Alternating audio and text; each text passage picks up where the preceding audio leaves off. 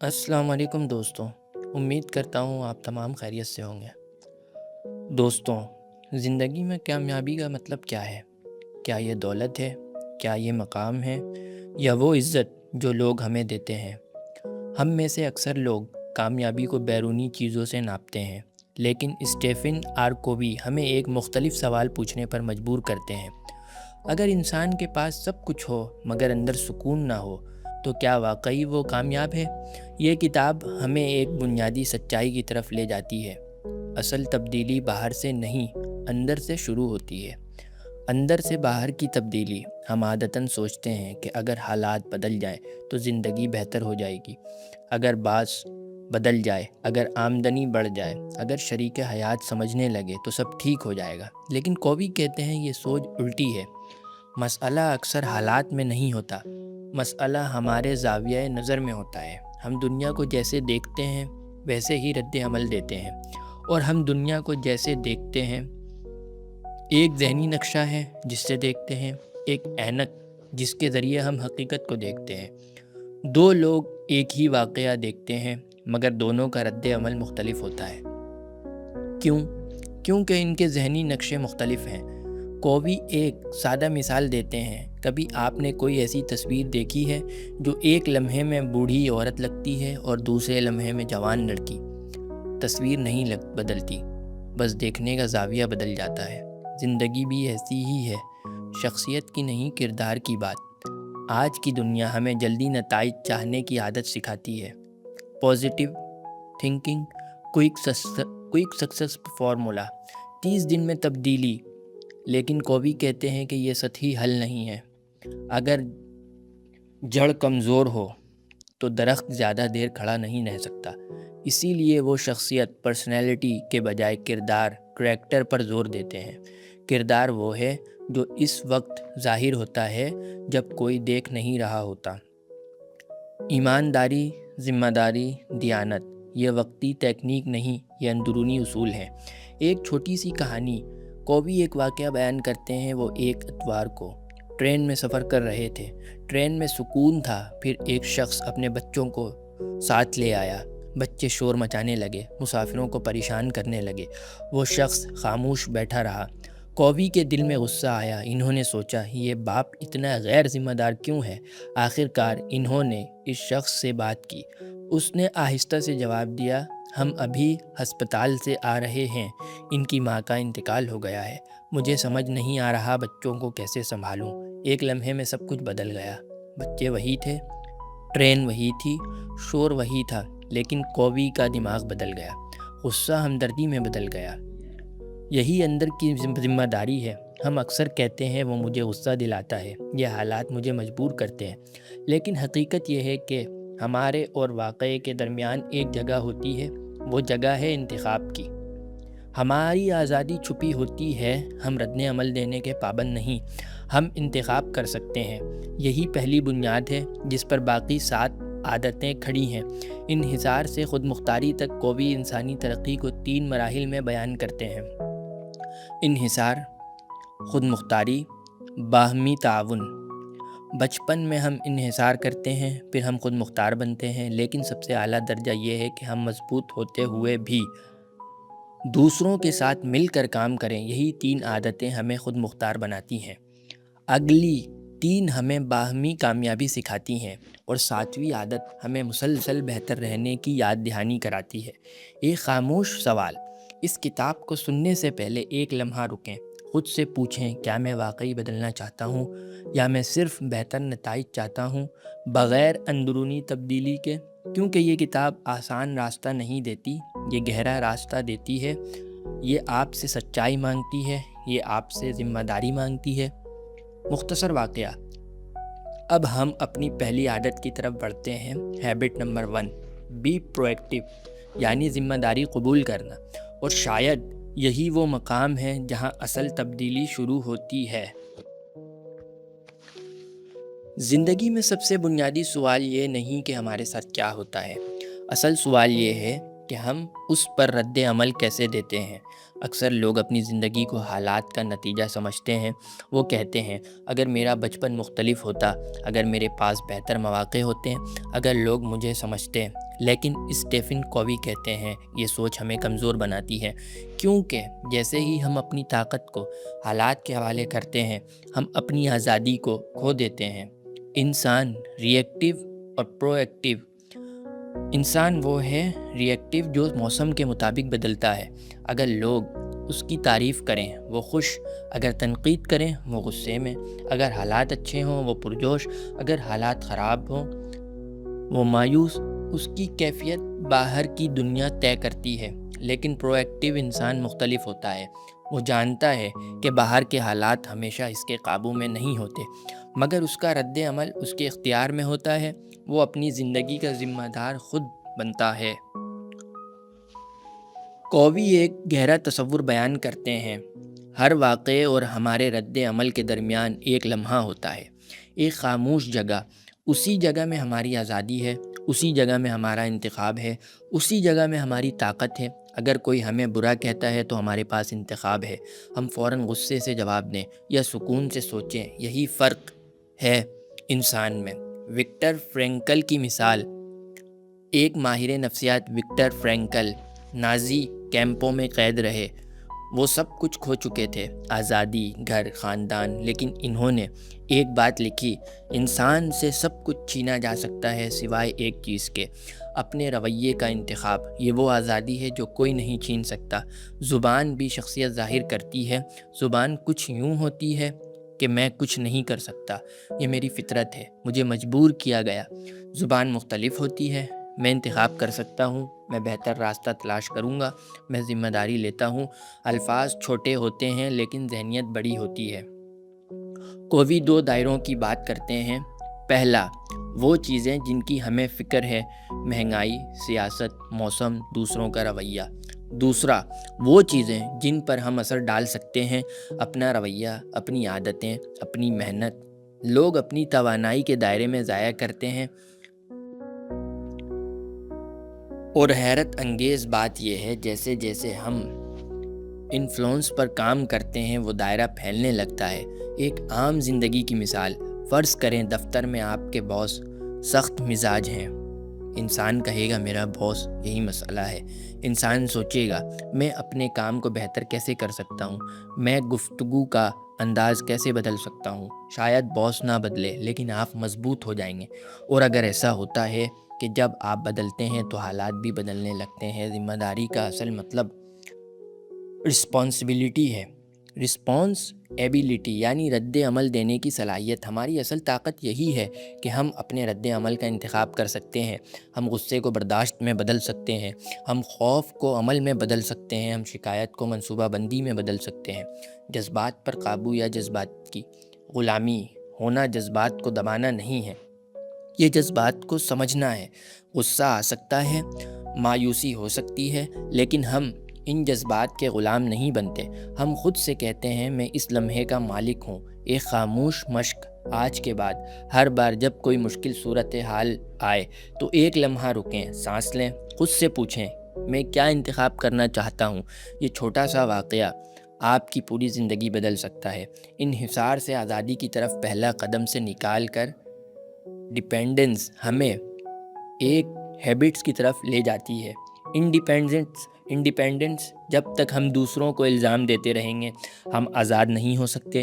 آزادی کا آغاز ذمہ داری سے ہوتا ہے۔ یہ عادت آسان نہیں ہے لیکن یہی بنیاد ہے۔ اگر ہم نے یہ سیکھ لیا کہ حالات کچھ بھی ہوں ہم اپنے رد عمل کے مالک ہیں تو ہم نے زندگی کا سب سے اہم سبق سیکھ لیا۔ دوستوں، اب ہم ہیبٹ نمبر 2 کے بارے میں بات کریں گے۔ عادت کو انجام کو سامنے رکھ کر آغاز کرنا۔ اکثر لوگ زندگی کو ایسے جیتے ہیں جیسے وہ کسی دوڑ میں شامل ہوں، لیکن انہیں معلوم نہ ہو کہ اختتام کہاں ہے۔ وہ مصروف رہتے ہیں، محنت کرتے ہیں، ترقی کرتے ہیں، لیکن ایک دن رک کر سوچتے ہیں کیا میں صحیح سمت میں جا رہا تھا، ہمیں ایک سادہ مگر گہرا سوال پوچھنے پر مجبور کرتی ہے۔ اگر آج میری زندگی کا آخری دن ہو تو کیا میں اسی راستے پر چلنا چاہوں گا؟ ذہنی تخلیق پہلے، عملی تخلیق بعد میں۔ کووی کہتے ہیں کہ ہر چیز 2 بار تخلیق ہوتی ہے، پہلی بار ذہن میں، دوسری بار حقیقت میں۔ گھر بنانے سے پہلے نقشہ بنتا ہے، تقریر دینے سے پہلے خاکہ بنتا ہے، سفر کرنے سے پہلے منزل طے ہوتی ہے، لیکن ہم اکثر اپنی زندگی بغیر کسی واضح نقشے کے گزار دیتے ہیں۔ ایک تصوراتی مشق، آنکھیں بند کریں اور تصور کریں کہ آپ کے جنازے پر لوگ موجود ہیں، آپ کے دوست، آپ کے اہل خانہ، آپ کے ساتھی۔ وہ آپ کے بارے میں کیا کہہ رہے ہیں؟ کیا وہ کہیں گے کہ آپ ایک دیانتدار انسان تھے؟ کیا وہ کہیں گے کہ آپ نے دوسروں کی زندگی آسان بنائی؟ یا وہ صرف یہ کہیں گے کہ آپ بہت مصروف تھے؟ یہ مشق سننے میں عجیب لگ سکتی ہے، لیکن یہی ہمیں اصل ترجیحات دکھاتی ہے۔ اصولوں پر مبنی زندگی سکھاتی ہے اصول بدلتے نہیں۔ ایمانداری ہر دور میں اہم ہے، احترام ہر معاشرے میں ضروری ہے، دیانت ہر تعلق میں بنیاد ہے۔ اگر ہماری زندگی عارضی جذبات یا وقتی فائدے پر بنی ہو تو وہ غیر مستحکم رہتی ہے، لیکن اگر ہماری بنیاد اصول ہوں تو ہم مضبوط رہتے ہیں۔ ذاتی مشن اسٹیٹمنٹ۔ کووی مشورہ دیتے ہیں کہ ہر انسان کو اپنی زندگی کا پرسنل مشن اسٹیٹمنٹ بنانا چاہیے، ایک تحریری بیان جو واضح کرے کہ میں کون ہوں، میں کیا بننا چاہتا ہوں، میری ترجیحات کیا ہیں، میری زندگی کا مقصد کیا ہے۔ یہ کوئی لمبی تقریر نہیں ہونی چاہیے، بلکہ ایک سادہ واضح سمت۔ جب سمت واضح ہو تو فیصلے آسان ہو جاتے ہیں۔ مرکز کس چیز کو بنایا ہے؟ ہر انسان کسی نہ کسی چیز کو اپنی زندگی کا مرکز بناتا ہے۔ کچھ لوگ دولت کو، کچھ مقام کو، کچھ خاندان کو، کچھ اپنی انا کو۔ لیکن اگر مرکز کمزور ہو تو زندگی بھی غیر متوازن ہو جاتی ہے۔ کووی کہتے ہیں کہ سب سے مستحکم مرکز اصولوں کا مرکز ہے۔ جب ہم اصولوں کو مرکز بناتے ہیں تو باقی سب چیزیں متوازن ہو جاتی ہیں۔ ایک عملی مثال، فرض کریں آپ ایک اچھی نوکری میں ہیں، تنخواہ بہتر ہے، عہدہ مضبوط ہے، لیکن اندر بے چینی ہے۔ کووی کہتے ہیں رک کر سوچیں کیا یہ وہی زندگی ہے جو آپ نے خود کے لیے تصور کی تھی؟ اگر نہیں تو ابھی بھی وقت ہے سمت بدلنے کا۔ قیادت کا اصل مطلب صرف دوسروں کو چلانے کا نام نہیں۔ سب سے پہلے قیادت اپنی زندگی کی قیادت ہے۔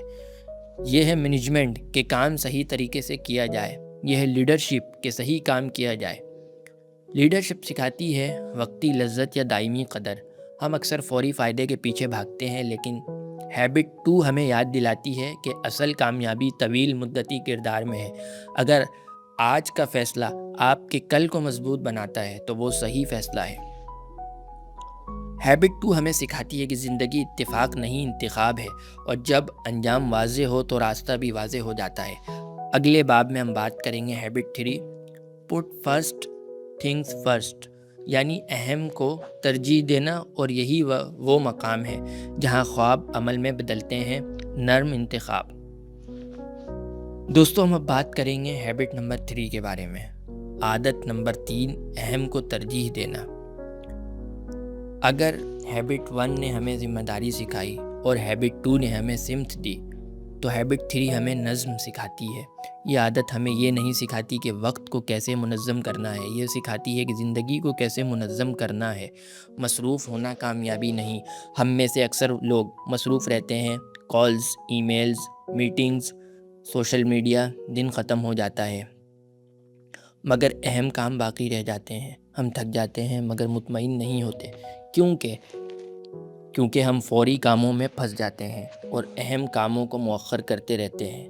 4 خانے، ٹائم میٹرکس۔ کووی ایک سادہ مگر طاقتور خاکہ پیش کرتے ہیں۔ زندگی کے تمام کام 4 حصوں میں تقسیم ہوتے ہیں۔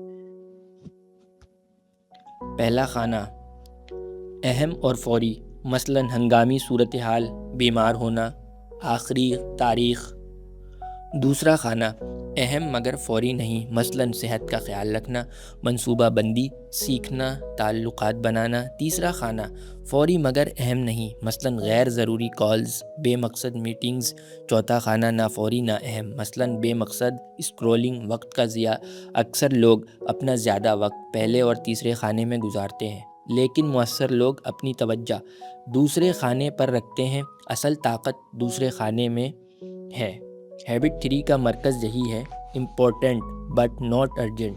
صحت فوری مسئلہ نہیں لگتی جب تک بیماری نہ آ جائے، تعلقات فوری مسئلہ نہیں لگتے جب تک دوری نہ ہو جائے، منصوبہ بندی فوری نہیں لگتی جب تک بحران نہ آ جائے۔ مؤثر لوگ بحران کا انتظار نہیں کرتے، وہ پہلے سے تیاری کرتے ہیں کہ ڈسپلین کی اصل شکل۔ دراصل ہیبٹ 3 خود پر قابو پانے کی عادت ہے۔ کبھی کبھی اہم کام دل نہیں چاہتا، ورزش، مطالعہ، خاموشی میں سوچنا، لیکن یہی کام ہماری زندگی بدلتے ہیں۔ ڈسپلن کا مطلب یہ نہیں کہ ہمیں ہمیشہ حوصلہ ہو، ڈسپلن کا مطلب ہے کہ ہم حوصلہ نہ ہونے کے باوجود بھی صحیح کام کریں۔ کہنے کی طاقت 9 ہمیں ایک مشکل لفظ سکھاتی ہے۔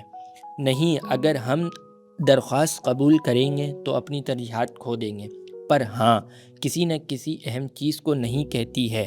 مؤثر لوگ جانتے ہیں کہ اصل کامیابی صحیح چیز کو ہاں کہنا ہے، نہ کہ ہر چیز کو۔ ایک عملی مثال فرض کریں آپ نے طے کیا ہے کہ روزانہ آدھا گھنٹے کا مطالعہ کریں گے، لیکن اسی وقت فون آتا ہے، دوست بلا لیتے ہیں یا سوشل میڈیا توجہ کھینچ لیتا ہے۔ یہی لمحہ ہے ہیبٹ 3۔ کیا آپ فوری خوشی کا انتخاب کریں گے یا طویل مدتی ترقی کا؟ یہی چھوٹے فیصلے بڑی زندگی بناتے ہیں۔ ہیبٹ 2 کو عملی بنانا۔ ہیبٹ 2 نے ہمیں ویژن دیا تھا، ہیبٹ 3 اس ویژن کو روزمرہ کے عمل میں بدلتی ہے۔ اگر مقصد واضح ہو مگر عمل نہ ہو تو خواب صرف خواب رہ جاتا ہے۔ ہیبٹ 3 خواب کو شیڈول میں بدل دیتی ہے۔ توازن کی زندگی، پٹ فرسٹ تھنگز فرسٹ کا مطلب یہ نہیں کہ صرف کام ہی زندگی ہو، بلکہ یہ ہے کہ زندگی کے اہم حصوں کو توازن سے جگہ دی جائے۔ کام، خاندان، صحت، روحانیت، اگر ہم ان سب کو منصوبہ بندی کے ساتھ جگہ دیں تو زندگی متوازن ہو جاتی ہے۔ مختصر وقفہ۔ ہیبٹ 3 ہمیں سکھاتی ہے کہ مصروفیت نہیں، ترجیح اہم ہے۔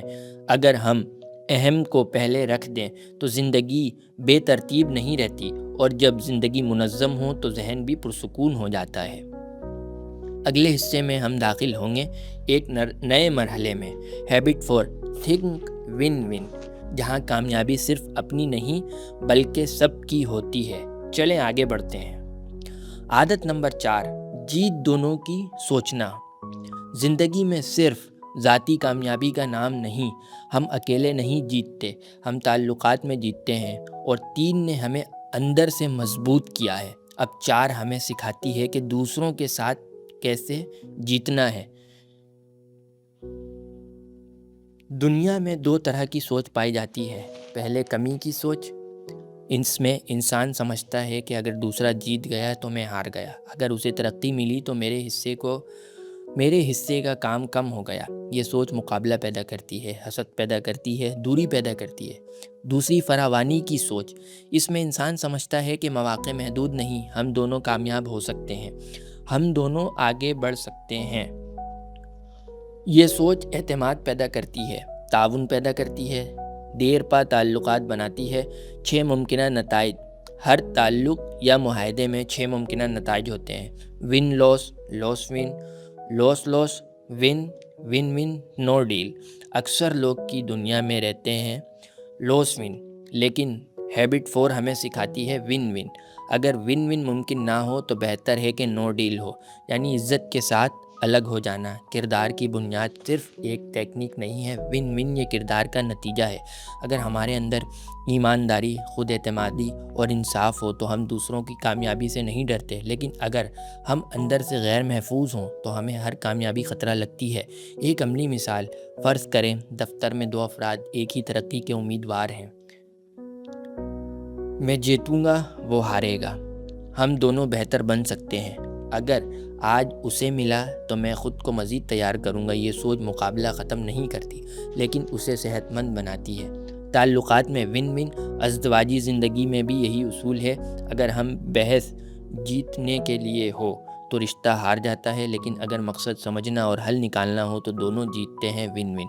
اعتماد کا نتیجہ ہے جذباتی بینک اکاؤنٹ کو بھی ایک خوبصورت مثال دیتے ہیں۔ ہر تعلق ایک جذباتی بینک اکاؤنٹ کی طرح ہے۔ احترام، دیانت، وعدہ پورا کرنا، یہ سب جمع ہے۔ جھوٹ، بے عزتی، وعدہ خلافی، یہ سب نکاسی ہیں۔ اگر اکاؤنٹ خالی ہو تو ون ون ممکن نہیں، لیکن اگر اکاؤنٹ بھرا ہو تو اختلاف بھی محفوظ رہتا ہے۔ طاقت یا انصاف، کبھی کبھی ہم طاقت سے جیت جاتے ہیں، لیکن وہ جیت عارضی ہوتی ہے۔ اصل جیت وہ ہے جو اعتماد اور انصاف پر مبنی ہو۔ ون ون دیر پا کامیابی کی بنیاد ہے۔ ہیبٹ 4 ہمیں سکھاتی ہے کہ کامیابی سفر کا کھیل نہیں، زندگی کی سب سے بڑی کامیابیاں تعلقات میں ملتی ہیں، اور جب ہم فراوانی کی سوچ اپناتے ہیں تو ہماری دنیا وسیع ہو جاتی ہے۔ اگلے حصے میں ہم سیکھیں گے کہ ون ون ممکن کیسے ہوتا ہے۔ ہیبٹ 5 یعنی پہلے سمجھو پھر سمجھائے جاؤ۔ دوستو چلے اب آگے بڑھتے ہیں۔ عادت نمبر 5، پہلے سمجھو پھر سمجھائے جاؤ۔ انسانی تعلق کے موضوع کے مطابق ہمدردانہ لہجہ یہ ہمیں اپنانا چاہیے۔ ہم سب جانتے ہیں کہ ہمیں سنا جائے، ہم چاہتے ہیں کہ لوگ ہمیں سمجھیں، ہماری بات کو اہمیت دیں، ہماری رائے کو وزن دیں۔ لیکن ایک سادہ سوال ہے، کیا ہم خود دوسروں کو اس طرح سنتے ہیں؟ ہیبٹ 5 کہتی ہے کہ مؤثر تعلقات کی بنیاد بولنے میں نہیں، سننے میں ہے۔ سننا یا جواب دینے کا انتظار۔ اکثر جب کوئی ہم سے بات کرتا ہے تو ہم حقیقت میں سن نہیں رہے ہوتے، ہم ذہن میں جواب تیار کر رہے ہوتے ہیں، ہم موازنہ کر رہے ہوتے ہیں، مشورہ سوچ رہے ہوتے ہیں، یا اپنی کہانی شامل کرنے کا انتظار کر رہے ہوتے ہیں۔ اسے کووی کہتے ہیں، یعنی اپنی اصل کہانی کے چشمے سے سننا، لیکن اصل سننا یہ صرف الفاظ سننا نہیں، یہ احساس سننا ہے، یہ درد سننا ہے، یہ خاموشی سننا ہے۔ جب کوئی شخص بات کرتا ہے تو وہ صرف معلومات نہیں دے رہا ہوتا، وہ اپنی دنیا دکھا رہا ہوتا ہے۔ ہیبٹ 5 ہمیں سکھاتی ہے کہ ہم اس دنیا میں قدم رکھیں بغیر فیصلہ کیے۔ ایک عام مثال، فرض کریں ایک دوست کہتا ہے میں بہت تھک گیا ہوں، مجھے لگتا ہے کوئی میری قدر نہیں کرتا۔ سب کے ساتھ ایسا ہوتا ہے، تم زیادہ سوچ رہے ہو، لگتا ہے تم واقعی بہت دباؤ میں ہو۔ کیا ہوا؟ فرق چھوٹا لگتا ہے لیکن اثر گہرا ہوتا ہے۔ تشخیص سے پہلے نسخہ نہیں، کووی ایک اصول بیان کرتے ہیں، اگر ڈاکٹر بغیر معائنہ کیے دوا دے دے تو خطرناک ہو سکتا ہے۔ اسی طرح اگر ہم بغیر سمجھے مشورہ دیں تو رشتہ کمزور ہو جاتا ہے۔ سمجھنا علاج کا پہلا قدم ہے۔ سننے کی 4 سطحیں، نظر انداز کرنا، دکھاوے کا سننا، منتخب سننا، گہرا ہمدردانہ سننا۔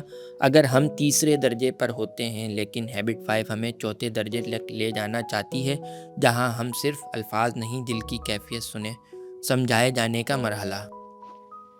ہیبٹ 5 کا دوسرا حصہ ہے، جب ہم پہلے کسی کو سچائی سے سمجھتے ہیں تو وہ بھی ہمیں سننے کے لیے تیار ہو جاتا ہے۔ اعتماد پیدا ہوتا ہے، دفاعی رویہ کم ہو جاتا ہے، مکالمہ کھل جاتا ہے۔ سمجھنا سمجھائے جانے کا دروازہ کھولتا ہے۔ تعلقات میں انقلاب۔ سوچیں اگر والدین پہلے بچوں کو سمجھیں، میاں بیوی پہلے ایک دوسرے کو سنیں، مینیجر پہلے ملازم کی بات سنیں، کتنے تنازعات ختم ہو جائیں گے۔ ہیبٹ 5 صرف ایک کمیونیکیشن ٹول نہیں، یہ تعلقات کی شفا ہے، جذباتی بینک اکاؤنٹ کا سب سے بڑا ڈپازٹ۔ اگر ہیبٹ 4 میں ہم نے جذباتی بینک اکاؤنٹ کی بات کی تھی تو ہیبٹ 5 اس میں سب سے بڑی جمع ہے۔ کسی کو واقعی سننا، اسے یہ احساس دینا ہے کہ وہ اہم ہے اور ہر انسان میں یہی چاہتا ہے۔ جب ہم سننا سیکھ لیتے ہیں تو تعلقات گہرے ہو جاتے ہیں، اور جب تعلقات گہرے ہوں تو تعاون ممکن ہو جاتا ہے۔ اگلے باب میں ہم بات کریں گے ہیبٹ 6 یعنی مل کر وہ حاصل کرنا جو اکیلے ممکن نہ ہو۔ چلے آگے بڑھتے ہیں دوستو۔ عادت نمبر 6، مل کر زیادہ طاقت پیدا کرنا۔ باوقار تعاون کے موضوع کے مطابق جب 2 لوگ ملتے ہیں تو صرف 2 ذہن نہیں ملتے، 2 تجربے ملتے ہیں، 2 نقطۂ نظر ملتے ہیں، 2 دنیائیں ملتی ہیں۔ ہیبٹ 6 ہمیں سکھاتی ہے کہ اختلاف خطرہ نہیں طاقت ہے، یعنی مل کر ایسا نتیجہ پیدا کرنا جو اکیلے ممکن نہ ہو۔ یہ صرف تعاون نہیں، یہ تخلیقی تعاون ہے۔ یہ صرف سمجھوتا نہیں، یہ نئی حقیقت پیدا کرنا ہے۔ اختلاف سے خوف کیوں؟ اگر ہم اختلاف سے گھبرا جاتے ہیں، اگر کوئی مختلف سوچ رکھتا ہے تو ہمیں خطرہ محسوس ہوتا ہے۔ ہم یا تو دفاعی ہو جاتے ہیں یا اسے بدلنے کی کوشش کرتے ہیں۔ لیکن ہیبٹ 6 ہمیں سکھاتی ہے کہ مختلف سوچ نقصان نہیں، سرمایہ ہے۔ 3 ممکنہ سطحیں۔ جب 2 افراد بات کرتے ہیں تو 3 سطحیں ہو سکتی ہیں۔ دفاعی سطح، جہاں ہر شخص اپنی بات منوانا چاہتا ہے۔ سمجھوتا سطح، جہاں دونوں کچھ چھوڑ دیتے ہیں، جہاں دونوں مل کر ایک نیا اور بہتر حل پیدا کرتے ہیں۔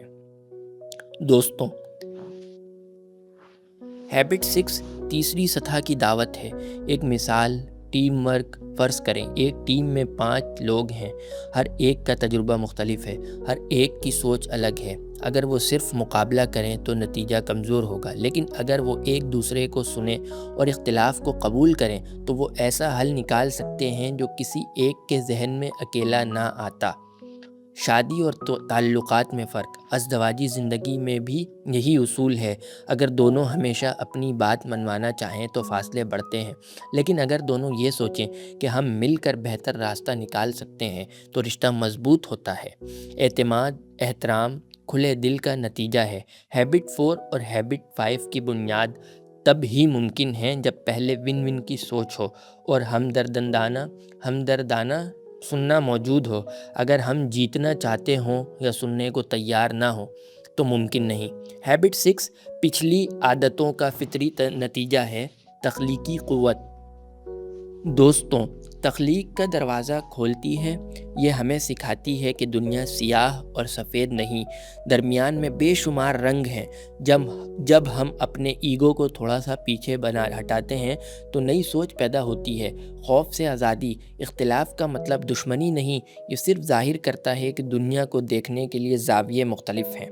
ہیبٹ 6 ہمیں سکھاتی ہے کہ ہم اختلاف کو گلے لگائیں، کیونکہ اسی میں ترقی چھپی ہے۔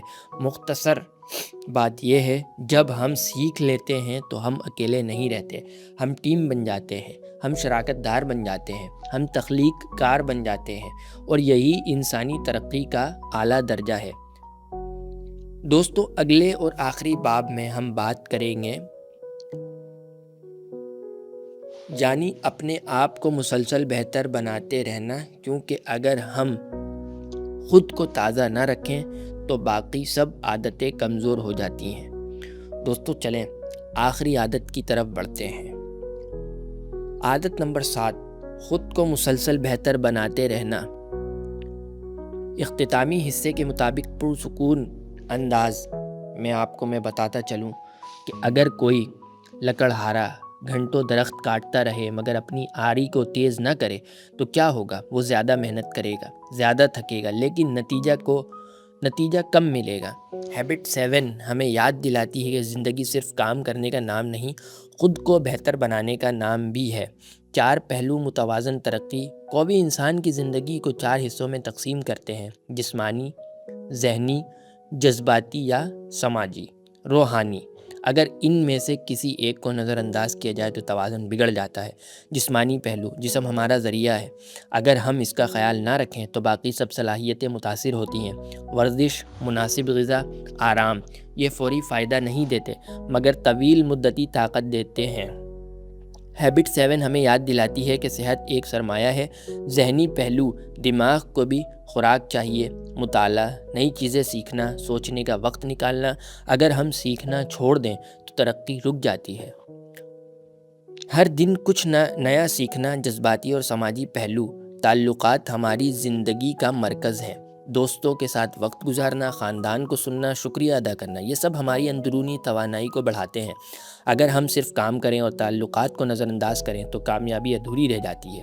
روحانی پہلو۔ روحانی پہلو کا مطلب صرف مذہب نہیں، یہ مقصد کا احساس ہے، یہ خاموشی میں خود سے جڑنا ہے، یہ اصولوں کے مطابق جینا ہے۔ کچھ لوگوں کے لیے دعا، کچھ لوگوں کے لیے مراقبہ، کچھ کے لیے تنہائی میں غور و فکر۔ یہ وہ جگہ ہے جہاں انسان خود کو دوبارہ ترتیب دیتا ہے۔